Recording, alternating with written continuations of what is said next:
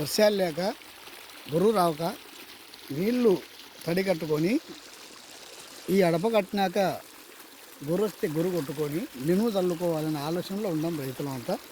వర్ణదేవుడేమో ముఖం చాటేశాడు. ఆకాశం వైపు చూస్తే ఏం కనపడతా ఉంది?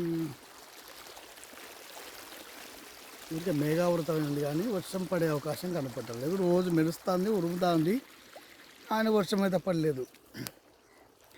ఏం చేయాలి ఫ్రెండ్స్? రైతుల కష్టాలు ఈ విధంగా ఉన్నాయి. వేరే పని చేయలేము, వ్యవసాయం తప్ప మాకు ఏది తెలియదు. వ్యవసాయం చేసేవాడు మోసం చేసేది రాదు, వ్యాపారం అంతకన్నా రాదు. సొంత లాభాలు చూసుకోము. పండిన ధాన్యం ఏదైతే ఉందో దళారులకు అడిగిన కాడికే వేస్తూ ఉన్నాము. బహుశా దీన్నే రైతు అంటారేమో. ఈ యొక్క రైతులు కష్టాల పనులాగా కౌలుదారులకు అప్పచెప్పి వాళ్ళ యొక్క రైతులు ఉన్న పొలం కాస్త కౌలుదారులకు ఇచ్చేసి వాళ్ళు వాళ్ళ పనులు చూసుకొని ఉన్నారు.